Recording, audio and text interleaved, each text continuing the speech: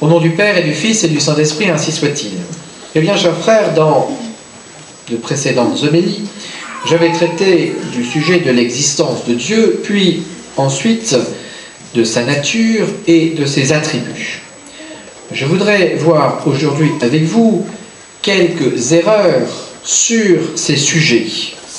Tout d'abord, l'erreur sur l'existence de Dieu, qui est la négation de l'existence de Dieu, et on appelle cela l'athéisme. Et puis ensuite, deux erreurs principales, on peut dire, sur la nature de Dieu, sur qui est Dieu, une erreur qui s'appelle le panthéisme, et une autre qui s'appelle le dualisme. Mais n'ayons pas peur de ces mots un peu difficiles, les réalités sont assez simples à expliquer. Tout d'abord, voyons cette erreur sur l'existence de Dieu, qui est la négation donc de l'existence de Dieu, l'athéisme. Cette erreur est malheureusement assez répandue. On peut dire que, en gros, depuis la fin du XVIIIe siècle, depuis que les idées des Lumières se sont répandues, eh bien, cette idée de l'athéisme aussi s'est répandue. Par exemple, nous trouvons dans les œuvres d'Armand de Melun, du XIXe siècle, un petit fait qui se passe dans sa jeunesse. Il est au lycée, à Paris, et il a une discussion avec ses camarades de lycée au cours d'une étude. Il n'y avait pas de surveillant à ce moment-là, c'est pour ça qu'ils ont pu discuter, au sujet de l'existence de Dieu.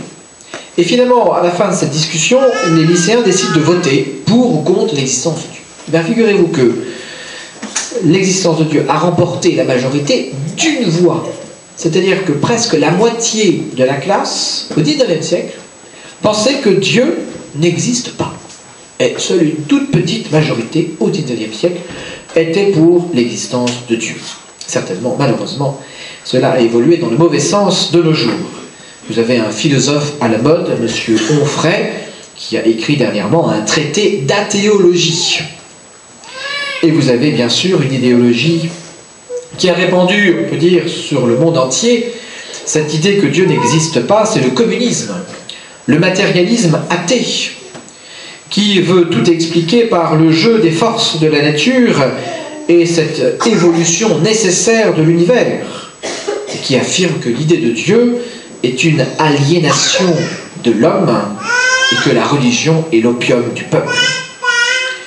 Eh bien, pour qualifier cet athéisme, il suffit de revenir à ces jugements de l'Écriture sainte que nous avions déjà vus. Ce sont les insensés qui refusent de croire en Dieu. Et Bossuet nous le rappelle, la terre porte de ces insensés qui, dans l'empire de Dieu, parmi ses ouvrages, parmi ses bienfaits, osent dire qu'il n'est pas. Oui.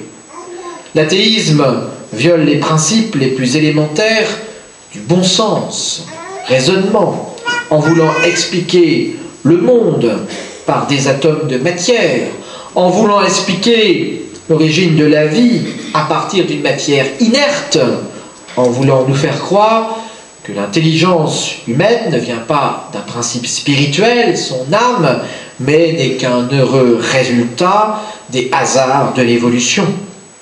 L'athéisme ruine tout ordre moral, pourtant profondément inscrit dans le cœur de l'homme, et ruine toute vertu.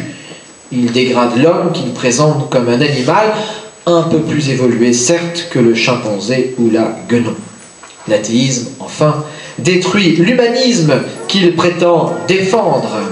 Et nous savons bien que le pire bourreau des peuples que la Terre n'a jamais connu est le communisme, qui a broyé, qui a écrasé des peuples entiers au nom de cette idéologie matérialiste et athée.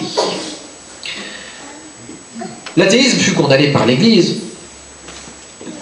récemment, simplement parce que cette erreur n'était pas répandue auparavant. Nous avons une condamnation dans le Concile Vatican I qui anathémise ceux qui nient Dieu ou ceux qui osent dire qu'il n'existe rien en dehors de la matière. Cette condamnation se retrouve dans le Concile Vatican II. À noter cependant que l'athéisme au XXe siècle a pris un nom et un visage, le communisme. On ne trouve pas de condamnation du communisme dans le Concile Vatican II. Pourtant, ce concile se voulait à l'écoute des signes des temps.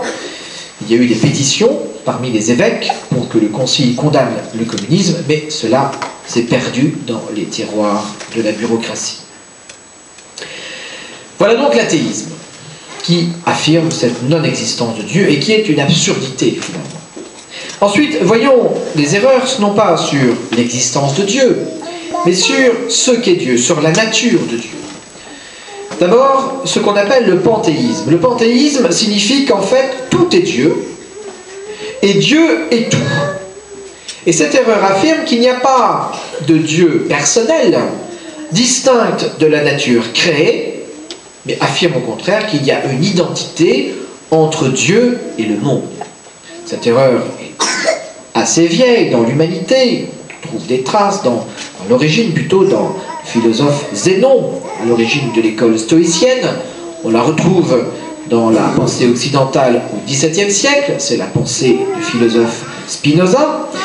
Et c'est également une pensée qui est remise à la mode avec un courant qu'on appelle le Nouvel Âge, en anglais le New Age, qui est un panthéisme, qui déifie la nature et qui nous invite à retrouver une harmonie avec la nature dans une quête d'identité fusionnelle. Parfois ça prend des formes un petit peu bizarres et ridicules, par exemple embrasser un arbre pour retrouver avec lui la communion de la nature et cette même étincelle divine qui nous anime tous les deux. Il y a dans le panthéisme une contradiction. Il est contradictoire de supposer un Dieu absolu, infini, car c'est Dieu cela, qui soit en même temps lié au monde, identifié à ses modes multiples et changeants.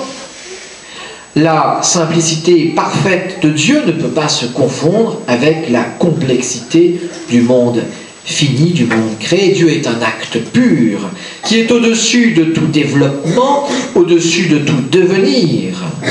Le monde n'est pas une émanation de sa substance, c'est une libre production de sa puissance créatrice. On peut également voir que le panthéisme, c'est la négation de tout ordre moral, car si tous nous sommes une étincelle de Dieu, si tous nous sommes une émanation de la substance divine, tout ce que nous faisons est divin, que ce soit bien ou que ce soit mal, donc il n'y a plus aucun ordre moral, tout ce que fait l'homme est divin, et donc c'est bon. Et nous voyons bien que ce n'est pas conforme à ce que notre conscience nous dit, nous sommes des êtres libres, nous avons la possibilité de connaître le bien, malheureusement la possibilité de ne pas suivre ce bien que nous concevons avec notre libre arbitre. Cette erreur du panthéisme fut condamnée par le Concile Vatican I. Dieu, dans ce concile, y est proclamé distinct du monde, en réalité et par son essence. Et enfin, autre erreur encore, sur la nature de Dieu, c'est le dualisme, qu'on appelle parfois le manichéisme. Cela vient aussi de l'origine de la pensée chez les hommes. Les erreurs ne sont pas tellement neuves, ni qu'il ne vit sous le soleil. Cela vient de Zoroastre, au VIe siècle avant Jésus-Christ. Cela a été repensé par un hérésiarque chrétien, Manès, qui était de la région de Babylone, au IIIe siècle après Jésus-Christ, et cela a donné le manichéisme, qui est une gnose. Et quand on prononce le mot de gnose, on pénètre dans un monde fort touffu et fort complexe. Saint Augustin, à une époque de sa vie, avant sa conversion, a été séduit par la pensée manichéenne. Et cette pensée manichéenne se retrouve dans l'hérésie albigeoise qui s'est développée donc dans le sud de la France durant le Moyen-Âge. Cette erreur du dualisme vise à donner une explication relativement facile à l'existence du mal dans le monde. Comment se fait-il que ce monde créé par Dieu soit si rempli de mal? Alors, pour expliquer cela, il suffit de concevoir deux esprits qui sont divins tous les deux, un à l'origine du bien et l'autre à l'origine du mal. Deux principes, l'un bon, l'autre mauvais, de substance, le bien et le mal, la lumière et les ténèbres, Dieu et la matière. Dieu serait donc le créateur de l'esprit, et le principe mauvais serait lui le créateur de la matière. Voilà un résumé de cette pensée manichéenne, qui encore une fois ne résiste pas à une étude un peu plus approfondie. Quand on va au fond des choses, nous savons bien que le mal n'est pas un être, n'est pas créé. Le mal, c'est un manque d'être, c'est une privation. Satan n'est pas un principe créateur, c'est une créature de Dieu qui librement s'est détournée de Dieu pour devenir mauvais. Et saint Augustin, séduit à une époque par le manichéisme, l'a bien analysé ensuite. Il nous dit: le mal n'est que la privation d'un bien, privation dont le dernier terme est le néant. Voilà, mes bien chers frères, quelques erreurs anciennes et malheureusement toujours actuelles, soit sur l'existence de Dieu, soit sur la nature de Dieu. Nous voyons bien que soit c'est la foi catholique, ce Dieu personnel qui nous a créés, qui s'est révélé à l'homme par notre Seigneur Jésus-Christ en particulier, et l'Église lui transmet cet enseignement, soit c'est l'absurde. Si l'on nie ce Dieu personnel, ce Dieu de la révélation, on tombe dans des erreurs absolument absurdes et contradictoires. Je terminerai, bien chers frères, en vous invitant à approfondir votre foi. Lorsque les chrétiens vivaient à une époque où tout le monde avait la foi, où personne ne mettait en cause l'existence de Dieu, finalement, on pouvait se contenter d'une foi un petit peu superficielle, peut-être, hélas, peut-être. Mais lorsque nous vivons dans un environnement hostile, dans une atmosphère de contradiction à la foi catholique, nous sommes obligés, c'est une nécessité pour nous, pour garder la foi, d'approfondir les vérités de notre foi, de savoir rendre compte de ce que nous croyons, de savoir répondre aux contradictions, aux antinomies, des erreurs qui nous sont opposées. Nous n'avons pas le droit de nous contenter d'une foi superficielle, de quelques connaissances qui restent du petit catéchisme de la première communion. Non, à nous d'avoir une foi vive, une foi éclairée, une foi qui sait se défendre, qui sait se propager, une foi rayonnante. Au nom du Père et du Fils et du Saint-Esprit, ainsi soit-il.